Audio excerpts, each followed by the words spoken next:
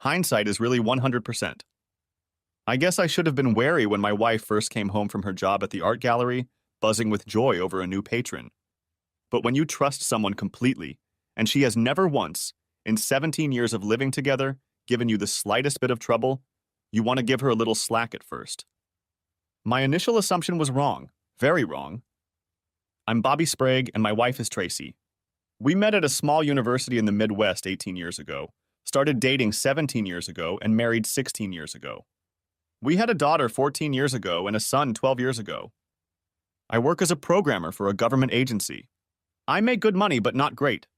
I was earning well enough for Tracy to be a mom while the kids were little. But 2 years ago, she decided the kids were old enough for her to spread her wings and took a job at a high-end art gallery in the city with a 30-hour work week. She had studied art in college, so the job didn't weigh Tracy down intellectually in the slightest. She could talk and walk. The gallery primarily targeted clients who live a little better off financially than we do. We live in a major Midwestern city, and there were enough people in that financial position for the gallery to do a fair amount of business. And as a privilege of her job, Tracy could socialize with these people and immerse herself briefly in their world before returning home to her regular life. Occasionally, we would both get into their world, as sometimes Tracy would be working on a large gallery show, and I would have to accompany her as a +1. I have to admit it was exciting to spend a few hours in the company of people who move and create. Computer geeks like me don't often get to hang out with CEOs, politicians, lawyers, and bank presidents. Every once in a while, Tracy would come home drunk after meeting some celebrity or influential person. My kids and I marveled that she was just going with the flow for a while, and then we would get out of her way when the reality of where she fit into the picture of life set in. Darkness was not one of Tracy's best qualities. The kids usually scattered to their rooms, often leaving me to take the brunt of her sarcastic comments about our lives for the rest of the evening. Most of the time, I just took it personally. When it came to me, I was in the garage tinkering with the car. For the past few weeks, Tracy had been all but gushing about some cool realtor who had recently become a patron of the gallery. According to Tracy, Jackson Aloysius Fairchild, a 28-year-old millionaire, had recently moved into an expensive new home and wanted artwork to adorn its walls to reflect his position in life. He generally impressed her, although she expressed the opinion that he also seemed somewhat self-absorbed. In various conversations, she noted that he was handsome, well-built, and often mentioned that he engaged in various physical activities, such as cycling and rock climbing. Tracy bragged about her new patron, so I ignored it and let her keep it up for the next 2 weeks. Then, as I expected, things died down, and I never heard another word about Jackson Aloysius Fairchild until I was introduced to him at the gallery's Christmas gala a few weeks before the holiday. I must admit that he was an impressive physical specimen, about 6'2", 190, and looked solid in his expensive Armani suit. He was also blonde-haired, blue-eyed, and extremely handsome, even from my perspective. I had not expected such a thing. I talked to him for about 30 seconds while Tracy introduced us, and in that time I noticed him looking my wife over from head to toe like a tiger at its prey. Yes, she was gorgeous that evening in her blue skirt and jacket, with a hint of cleavage showing from beneath her white blouse, but his gaze was slanted rather than admiring. Tracy seemed too preoccupied with everything going on to pay attention, but I did. Tracy went to socialize and I headed to the bar. I grabbed a shot of Jack Daniels on the rocks and found Kenny Taylor, the husband of one of my wife's coworkers, who I had met before and got along with very well. We talked a lot about sports and cars. I talked to Kenny for a bit and then did a little socializing myself. After about an hour, I noticed Tracy talking in a small group of people, and Jackson Aloysius Fairchild was completely draped around her. I walked over to the bar, grabbed her usual drink, a Riesling, and approached the group. I introduced myself, then handed Tracy her wine glass. I then quietly walked over to Tracy's right hip and removed Jackson's hand, which was resting there from her back. He didn't say a word, only smirked as he returned the hand to his body. I chatted with the group for a few minutes, then Tracy left to socialize and I headed off in another direction, making sure beforehand that Jackson wasn't following her. I expected to see Tracy minding her own business as I moved about, socializing with some of her coworkers. But after about an hour, I didn't see my wife anywhere. Looking around a second time, I didn't see Jackson either. My spidey sense failed, and I made a concerted effort to find Tracy. Not finding her in the gallery, I walked out the front door and began circling the gallery. There were small groups of people in coats standing in the parking lot talking, seemingly about to leave, but Tracy was still gone. Just then, I noticed a couple cozying up in a black Jaguar XJ. The car was started, and the couple were sitting snuggled together in the back seat. I didn't bother to check to see if it was Tracy and Jackson. I decided it was, walked over to the car and opened the door next to the woman. The occupants jumped back, so all I could ascertain was that they were, if not kissing, then close to it. "It's time to go, dear." "Now," I said in my most polite but firm tone.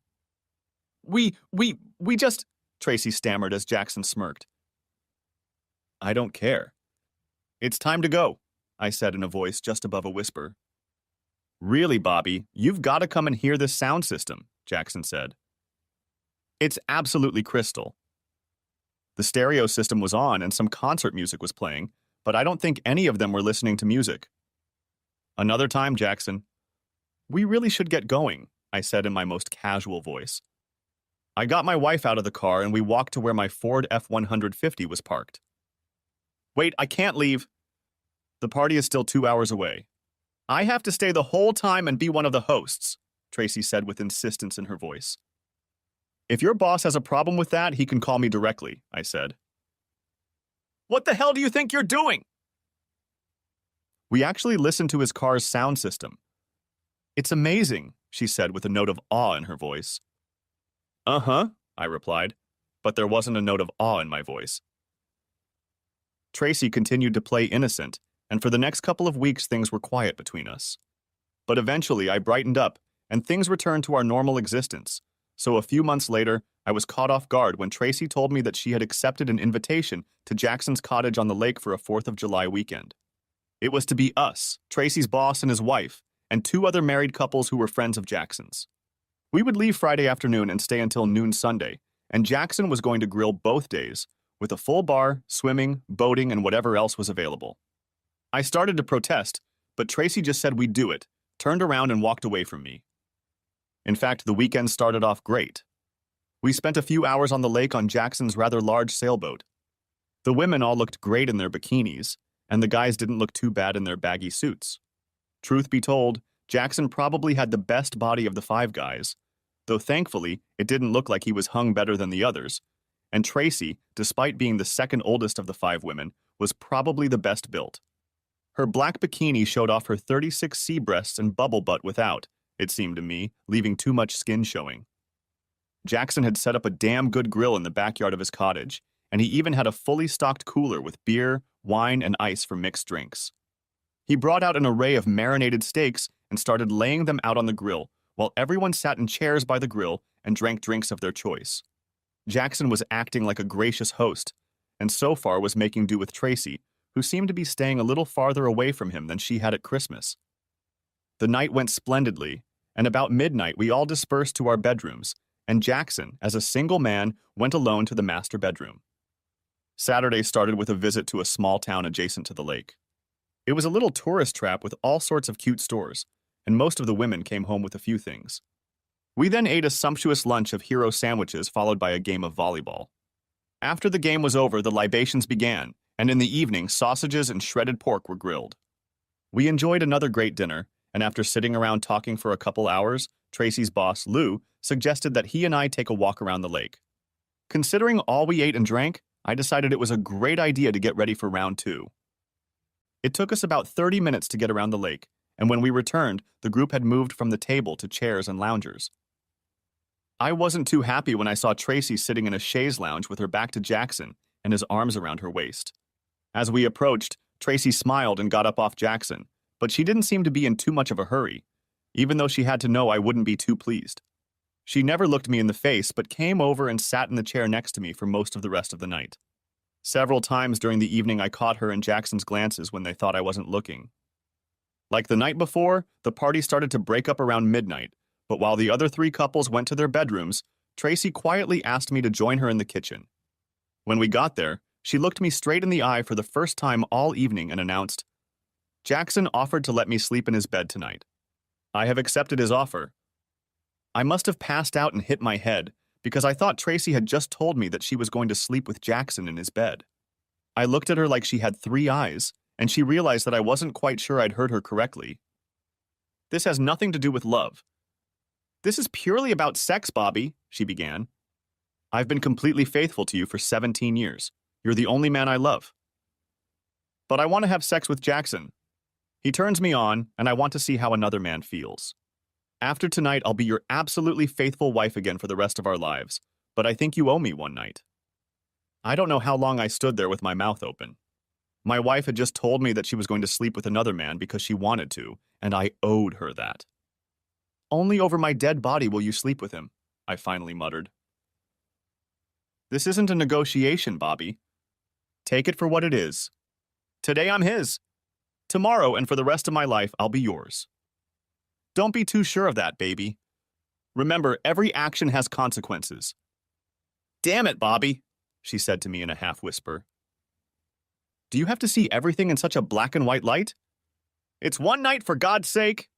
One night, and that's it. And you're going to ruin it for everyone. One night. We never thought you'd turn out to be so uncooperative. I probably should have just kept my mouth shut and gone behind your back. But I was afraid that if you found out about it, we'd be finished. So I decided that if you found out and let me go, it wouldn't be cheating. She turned on her heel and walked away. As I walked out of the kitchen and into the living room, I saw Tracy take Jackson's hand and walk toward the master bedroom. I think the blurriness of my vision was due to the tears rolling from my eyes. I walked over to the closed bar and poured myself a shot of Jack. It took me about 5 minutes to finish it, and when I did, I walked over to the master bedroom and stood outside the door, very quietly. I could hear the sounds of two people having sex. My life as I knew it was over. I drank several shots of Jack, trying to figure out what I should do next. My first impulse was to leave and file for divorce as soon as possible. But the thought of having to give up my children for most of the time kept me on my toes. I saw nothing good in this decision for myself or for them.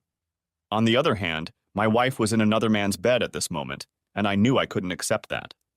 I briefly considered burning the house down and killing us all, but sanity took over. Then I seemed to black out for a while, because when I looked at the clock, it was 3 a.m, and everything was quiet in the house. Staggering, I made my way to the bedroom Tracy and I had been assigned.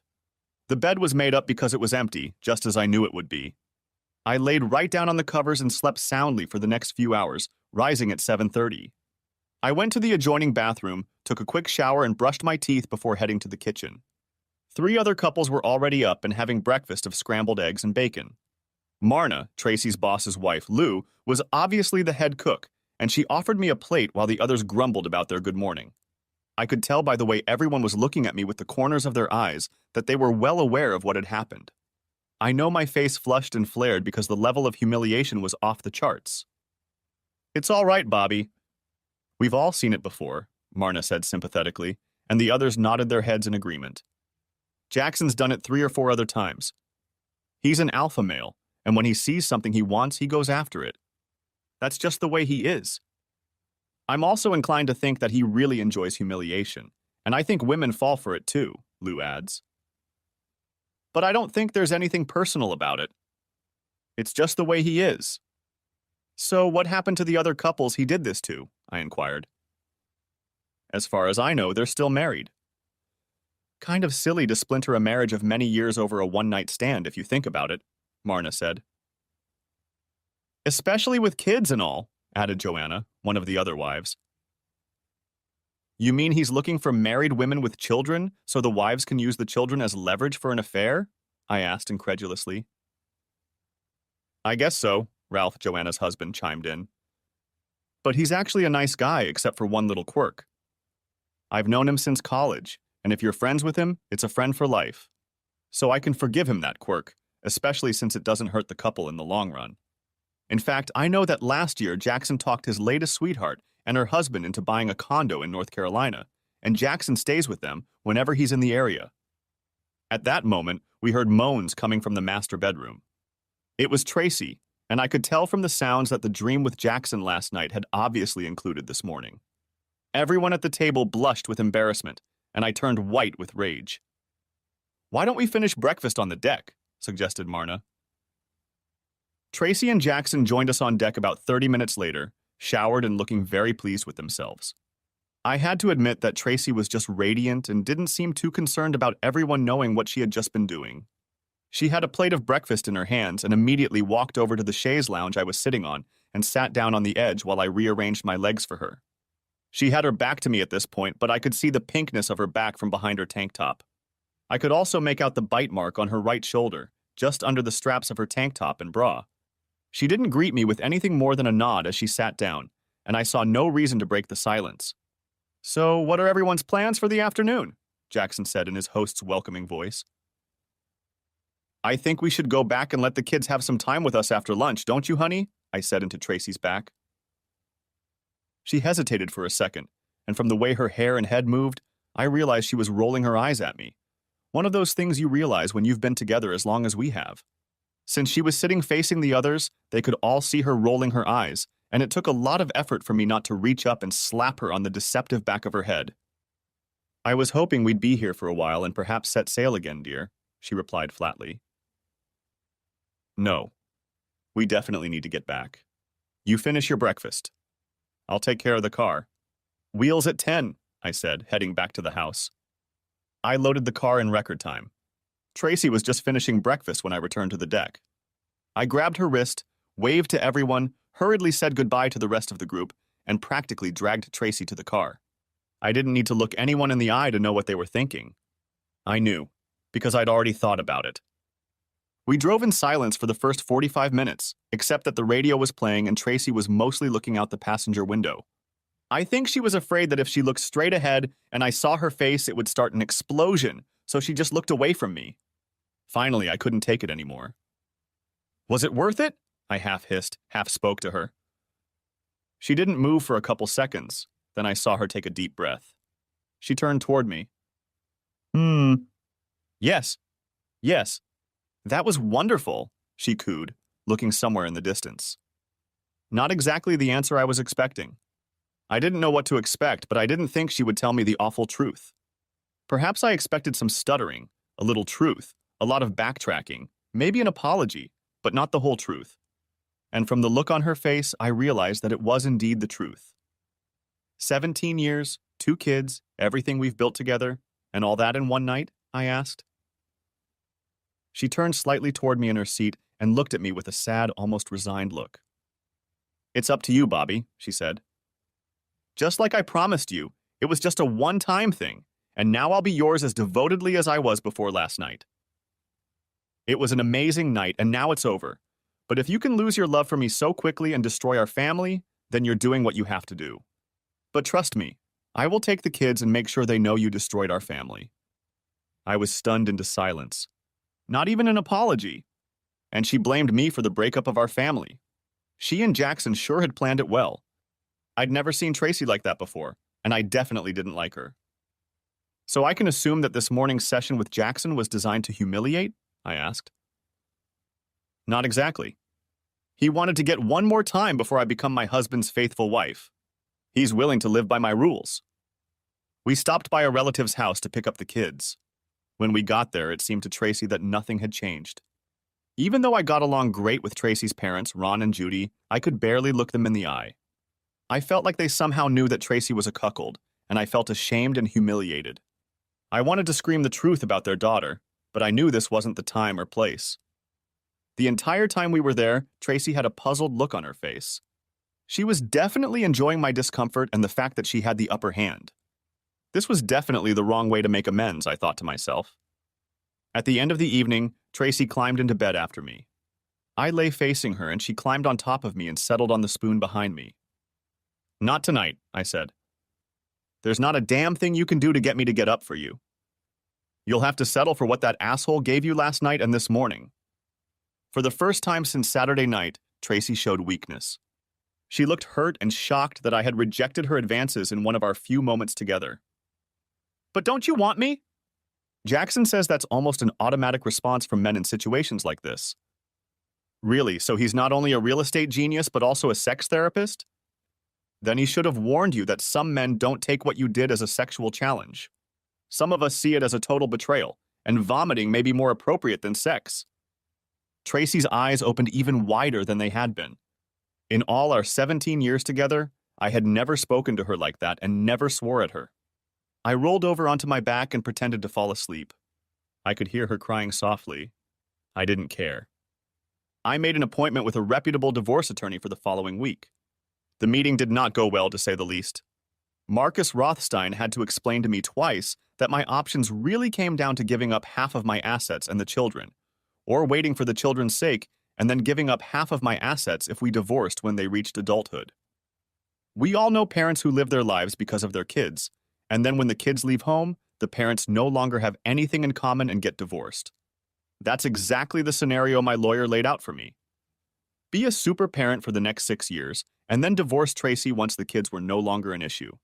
At least in my case, I didn't have to worry about Tracy running the streets if she was telling me the truth about keeping her promise. Here's what I did. If my kids were involved in an activity, I was usually the responsible parent and made sure Tracy was involved too. Why should I be the only one sitting in on a stamp club fundraiser or working on a 4-H woodworking project? We were the parents that everyone looks at and shakes their heads at. On the physical side, I didn't touch Tracy sexually for 6 months, until she told me that she would have to start leaving the house if I didn't want to fulfill my husbandly duties. Since I was ready to blow the dough myself, literally, I was able to indoctrinate myself into thinking that I could have sex with Tracy the same way she had with Jackson, just sex and nothing else. After all, she was still a beautiful woman. I wasn't forced to have sex with a troll. It wasn't pretty, but our first night in the saddle set the tone for what was to come over the next few years. We had a date night at one of our favorite Italian establishments, and I poured Tracy 2 more glasses of wine than usual. Well, we had a very good night. Where the hell did that come from? She asked me in a whisper. Holy shit, Bobby! Do I really have to wait another 6 months for a repeat performance? I couldn't answer that question, so I said nothing and ducked my spoon into her back. Admittedly, every time I remembered Tracy with Jackson, I shuddered, and there was nothing tender about our lovemaking then. She seemed to enjoy it, though, and she never complained, though we rarely cuddled or talked softly afterward, as we had before that time. Everything seemed to be back to normal, but every week I had a private investigator come in to make sure she kept her word to me and wasn't dating Jackson or anyone else. I spent a lot of money to get some peace of mind. 6 years later, our youngest child, Terry, left for college at Michigan State. Melissa was a junior at Michigan State, so when Terry made his decision, we had a little war between the kids for the entire summer before they both left for their respective schools. Since Terry was only a freshman, he lived in a dorm on campus, and Tracy and I helped him move in the week before school started. Neither Tracy nor I remembered taking even half of the things Terry took with him. We drove him to Michigan State on Thursday and stayed most of the weekend and left home late Sunday night. Exactly 30 days later, on Tuesday afternoon, I called both kids on the phone and quietly and calmly told them that I was divorcing their mother because she had cheated on me with another man a few years before. They were both devastated. I thought you two were so good together. How could this have happened? Melissa practically screamed into the phone. I always thought we were good together too, but your mother cheated on me with Jackson Aloysius Fairchild 6 years ago when we, along with a few other couples, went there for a 4th of July weekend. She told me she was going to do it first so as not to sneak around behind my back, and then declared that she would remain faithful to me for the rest of our lives together. She didn't see it as cheating, but I did, and then I told her I wasn't going to put up with it. There would be consequences if she went through with it. But apparently she and Jackson had planned it, and she told me that if I left her, not only would she get half of our stuff, but she'd get both of you and turn you both against me. I couldn't lose both of you as well, so I capitulated and just put up with it until you both came of age, and I was sure you'd understand. Terry spoke first. I'll be damned, he exclaimed. Did she give you any reason to set this shit up? Other than the fact that he just wanted to have sex with a man she thought was sexy, it wasn't a big deal. She just figured I'd give in so I wouldn't lose you two, and in some ways she was right. Daddy, is she still hanging around you? Asked Melissa. Not as far as I can tell, babe, I replied. She's had a private investigator following her around a week a month since then, and as far as he can tell, she's kept her promise and hasn't screwed up. Then why can't you forgive her, Dad? Asked Terry uncertainly. You've been married for 22 years and she's only done it once. Once was more than enough, Terry, I said, trying to hold back my growing rage. What love did she feel for me when she spent the night in another man's bed? What respect did she show me when she had sex with him the next morning, and we all heard the two of them doing it together? Forgive me, children. I don't have the strength to forgive her. I stayed with her to keep the family together. I love you guys. Thank you, Dad. We really appreciate you holding things together for us, replied Melissa. Does she know yet? Asked Terry. She'll know about it in a few minutes. She's being served at 4 o'clock in her office. Oh, Daddy, bad move, Melissa said. In front of her boss and co-workers, she'll be crushed and humiliated. Don't do that to her, Daddy. It's too late, baby. Besides, I planned it that way on purpose. Her boss and his wife were among those who were at the lake house when it all went down. And if you think I wasn't humiliated enough as it was, imagine how I felt when your mother started moaning during sex with Jackson the next morning. I wanted to exhale and die. So no, I really want her to feel the sting of humiliation. Although I don't agree with it, Daddy, I guess I understand it, Melissa replied. I'm on board, Dad. I've got your full back, Terry echoed. My cell phone rang at 4:07. Yes, replied I. I'm on my way home, you bastard, and when I get there, I'm going to kick you in the balls until next week, Tracy yelled into the phone. I bet on remorse and tears. Just to show you what I know, I replied before ending the conversation. I sat in the family room watching ESPN until I heard the garage door open and Tracy's car pull up. I turned off the TV and stood up. If she was going to attack me, I wanted to be able to defend myself. I'd never hit a woman up to this point, but I was going to do it if I had to. As usual, Tracy came in through the back room and she looked like she was on fire. She came right up to me until I turned slightly to the right so she couldn't kick me in the balls with her dominant right foot. It's an old fighting move. I also raised both hands in a defensive posture. At this point, Tracy stopped, looked me over from head to toe as if trying to think of a way to hit me, and then collapsed onto the couch in tears. I thought we were doing well. I thought we were fine, she muttered. In all these years, you've never once mentioned divorcing me. You were doing well, so you thought we were doing well, I said calmly. But I kept my promise to you. I hadn't slept with anyone since Jackson at the lake. And I wasn't going to sleep with anyone else.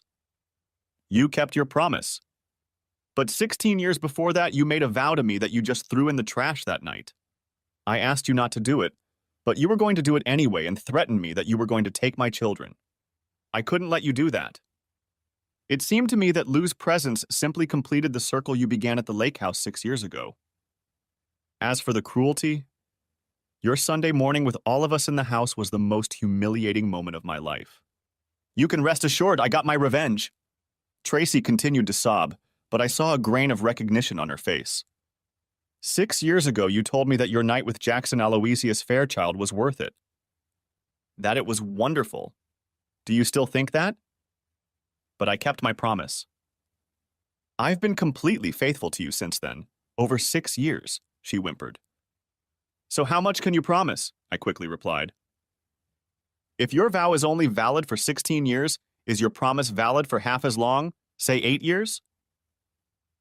Bobby, I'm sorry if this incident is the reason we're getting divorced, but I told you that. I didn't cheat.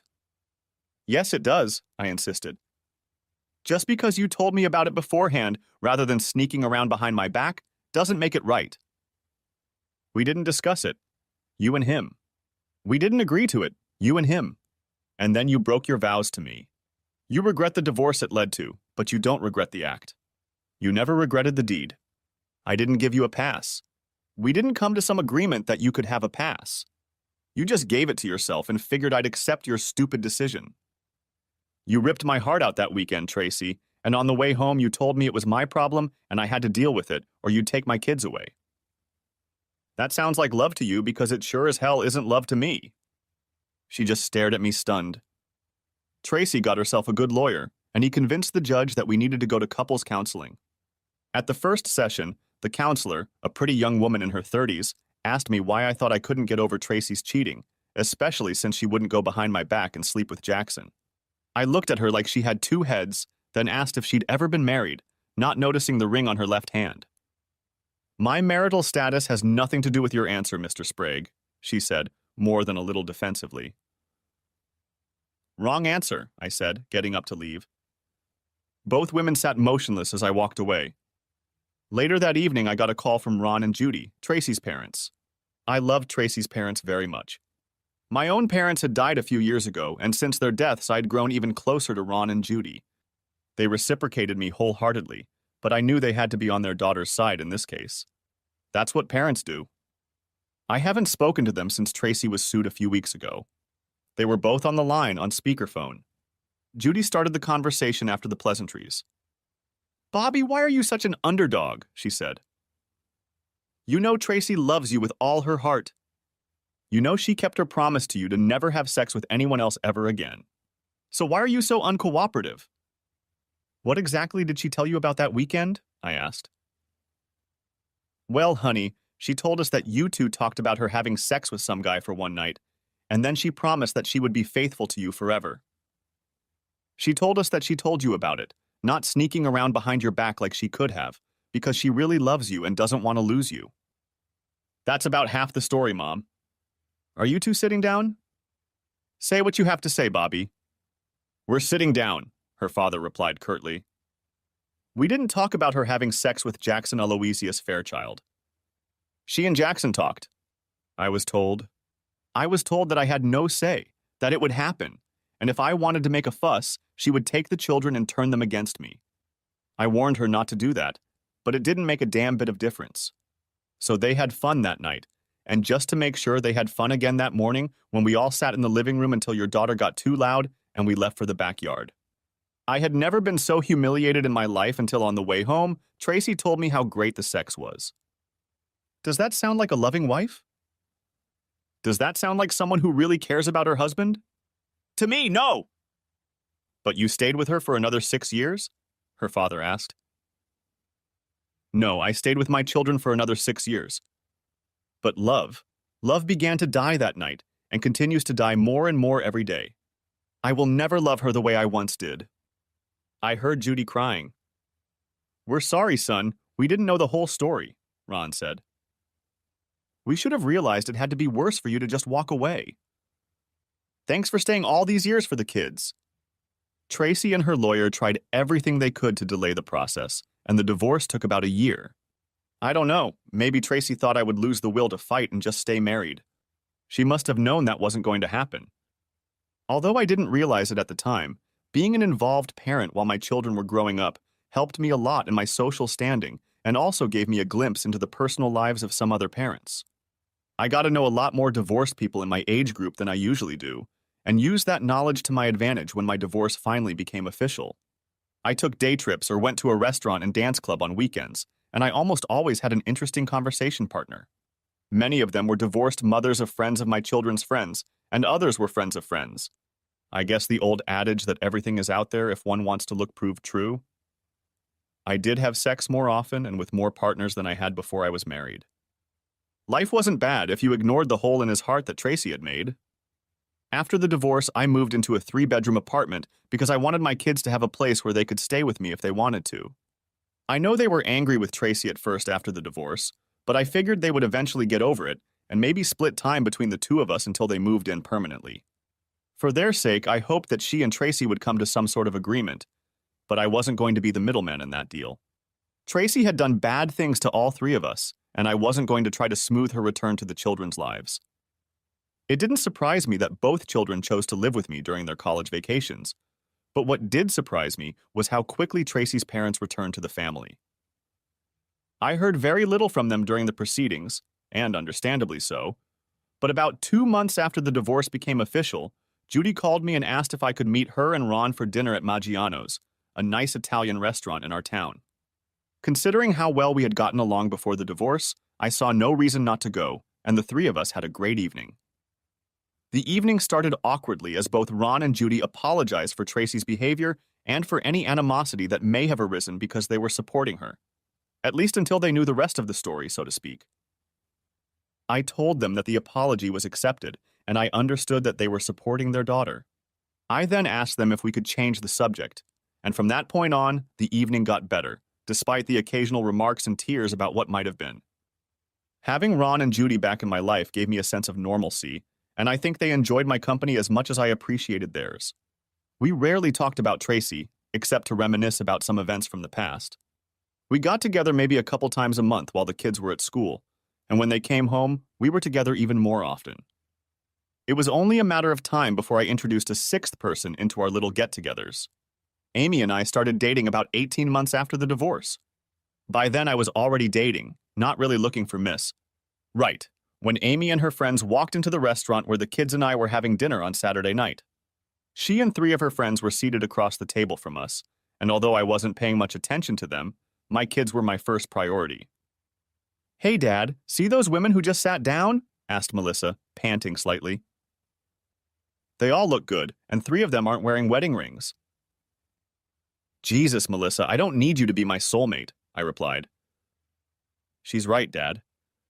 "There are a few Watts at the table," Terry added. I looked back. The kids were right. Shit. "Maybe I really do need you as a wingman," I said to Melissa. We finished dinner. I was driving, so I gave the keys to Melissa and told the kids I would find an Uber home. I then walked over and introduced myself at the table to the lovely ladies, who quickly invited me to join them. While they ate, I sipped a shot of Eagle Rare bourbon. "What, did you abandon your children to flirt with us?" "What kind of father are you?" inquired long-haired blonde Jennifer, sitting at a round table 10 hours away from me. "I'm a father who knows his kids have good taste. So when they pointed out that 3 of you weren't wearing wedding rings, I had 2 choices. Go home to watch the baseball game and get a load of crap from those same kids, or come here, maybe make a complete ass of myself, but at least get more respect from the kids." And they always told me that it's just as easy to love a beautiful stepmother as an ugly one. "Gee, big guy," said the married brunette sitting on my second watch. "Nothing special, just a confident guy with 2 bright, chatty kids. And good taste, I should say.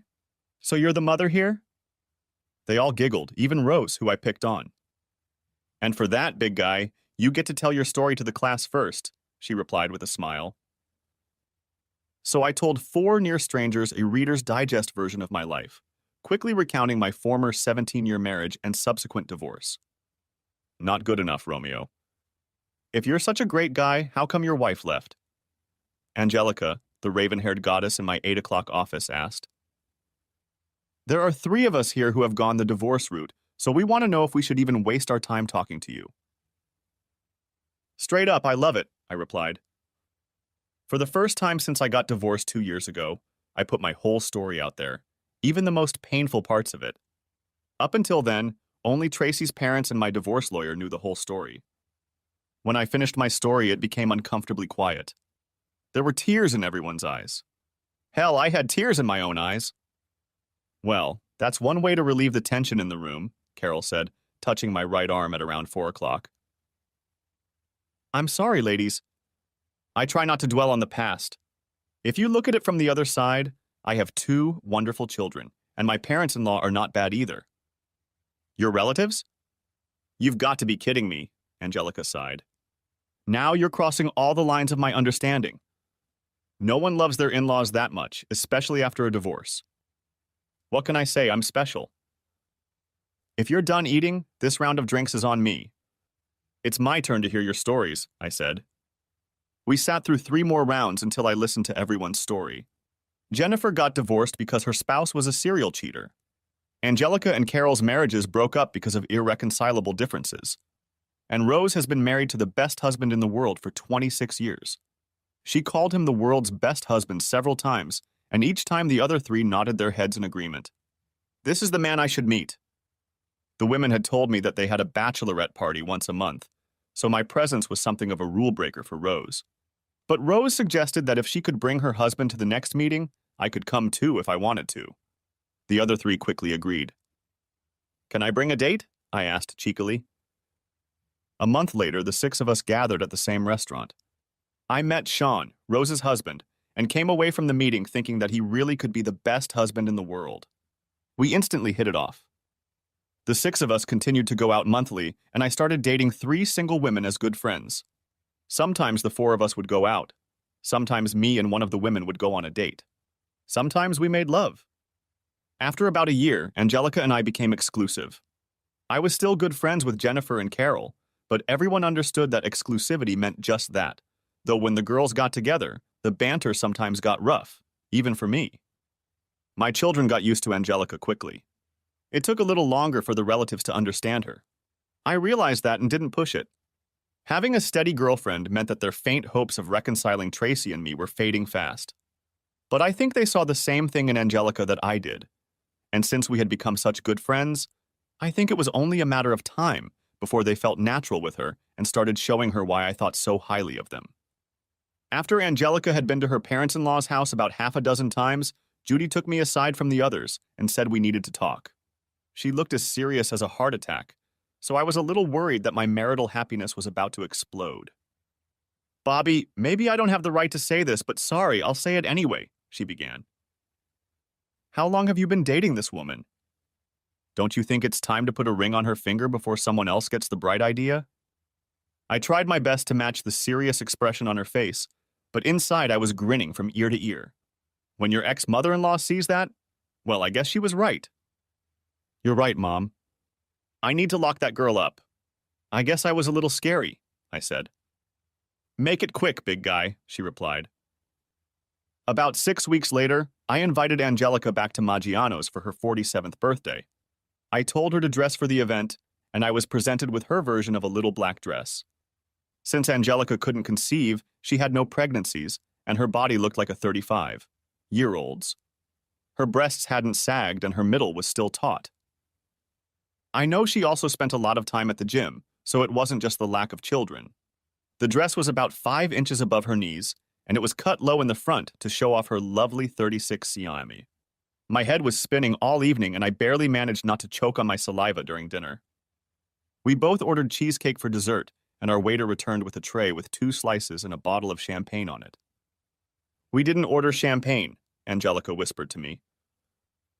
"We didn't." "I did," I whispered back. "It's for drinking right after I put this ring on your finger." After talking to Judy, I went to my favorite jeweler and he made a custom diamond engagement ring for me. I thought he did an excellent job.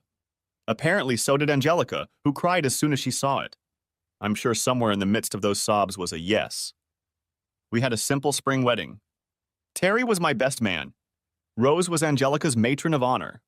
No, I didn't invite Tracy. Although I know it hurt Ron and Judy, I didn't consider my ex-wife a friend. The only time we were together was when it had to do with the kids. We were cordial when we were together, but unlike some people who can get over a divorce and become friends, it was impossible for me. I couldn't get over the disrespect, and if you don't get over it, you're unlikely to forgive. My kids eventually forgave Tracy, and that's fine with me. She's their mother, but I don't ask about her and my kids don't talk about her willingly. Same with Ron and Judy. When we were all together, Angelica seemed to get along well with Tracy. I don't mind that because Angelica is her own person and can choose who she wants to be friends with. Again, we don't talk about it. Twice after the wedding we got together, at Melissa's wedding and then Terry's. On both occasions, I was a very proud father and wasn't about to let anything distract my children from their big days.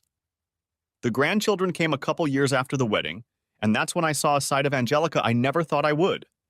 While Tracy and I were both thrilled to be grandparents, Grandma Angel was just beyond excited. Apparently, she had a lot of maternal itch that needed scratching, so to speak, and the grandkids helped fill that itch. She was ridiculous. Tracy eventually remarried, and then divorced again, and then got married a third time, and divorced a third time.